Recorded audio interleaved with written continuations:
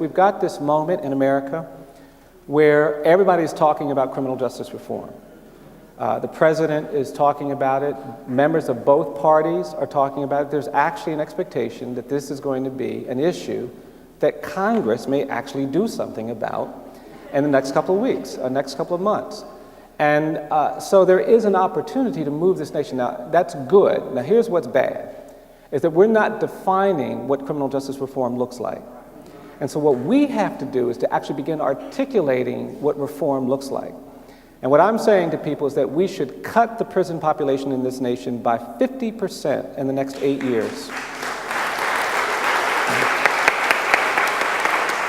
And I say that based on some data. We've got about 1 million people in jails and prisons who are not a threat to public safety. We could let them out, and they would not be a threat to public safety.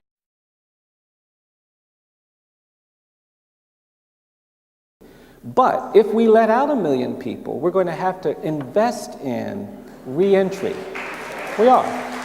So we spent $6 billion on jails and prisons in 1980. We spent $80 billion last year. So if we cut the prison population in half, just based crudely, we ought to be able to save about $40 billion. Now, I'm not asking that all $40 billion go into reentry, but even if we spent just a few billion on reentry, and life services, and employment, and residential services, then we can keep these folks out of jails and prisons. So reentry is a word that nobody said 20 years ago. I'm hoping over the next 10 years it's a word everybody says. Every faith community, every organization needs to be thinking about what it is doing to engage in support for reentry. Just like people were asking 50 years ago, what are we doing to support civil rights? We have to start asking, what are we going to do to support reentry? And the needs vary, right? Life skills work, education work, employment work, counseling, drug addiction, all of these things. We're going to have a huge demand for these services, and I do hope the faith community can help us meet those.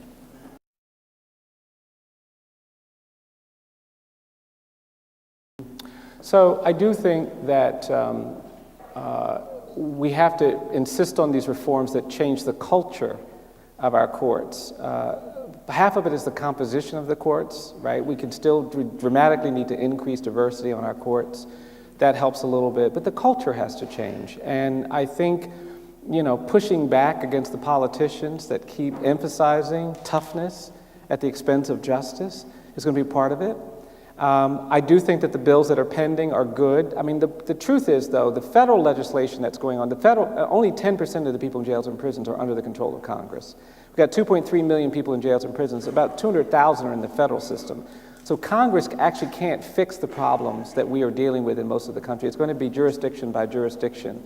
So no one should celebrate too much if one of these bills passes, no matter which version passes, because the bulk of the problem is going to have to be taken on in those systems.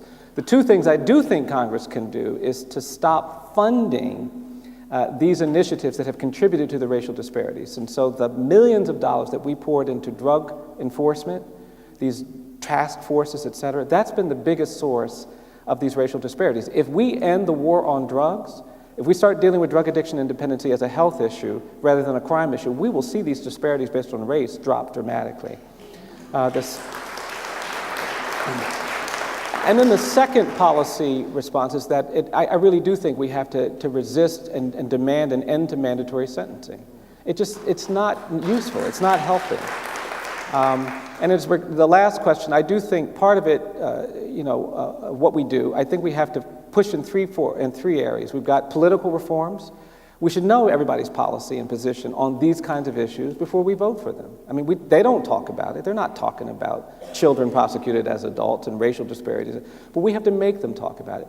Then we have to do some work in the courts. We've got a campaign right now. We are trying to end mandatory sentences for low-level nonviolent offenders. We're going to be going back to the court for that. We're trying to lift the minimum age for trying children as adults.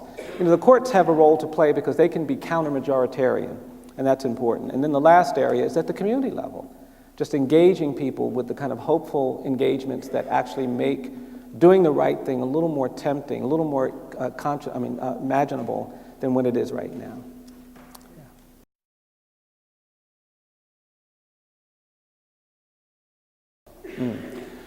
Well, I appreciate that question. Let me start with the second part and work back. I think, people ask me this all the time. What is justice? You talk so much about justice. And what I tell them, I say justice is a constant struggle. If we struggle, if we fight, if we identify and work against the things that we know are unjust, then we get to justice. It's not a place that you get to and it's over. It's constant. It's like being in a rowboat in the ocean. You're just going to float, and you're going to float in the wrong direction until you start working. And so it's a commitment. It's like love, right? You know, Cornel West says justice, is love in public, right? And that's part of what we're trying to achieve. And I do think we have all a role to play. So we at the Randall House, is that what Randolph Room? Where are we going? Radcliffe Room, sorry. In the Radcliffe Room, we've got 400 of our calendars, which are basically documents that are designed to help you have conversations about racial equality. It's a document that just documents on everyday history of racial inequality. There are pictures, they're challenging pictures. It's not a happy calendar. We don't have President Obama's birthday in the calendar. We're not celebrating it. What we're documenting are the things that have challenged us. And we encourage people to take these out and use them in spaces where people don't talk about race and begin to have these conversations. And then you have to invite people to do things. Part of the reason why I want to change the iconography of this country is that if we change the iconography and we start making people see the spaces where slavery existed and see the space, all of a sudden you have to start talking about it. If you came to Montgomery 2 years ago, it was a city with 59 markers and monuments and hardly a word about slavery. We've now put up markers to mark the spaces where the slave trade was active. We are building a museum. It's called the From Slavery to Mass Incarceration Museum. And we want people to understand what it feels like to go through this narrative. And I'm really excited because we have recently bought 6 acres of land in Montgomery, and we are going to build a national memorial to victims of lynching. And I think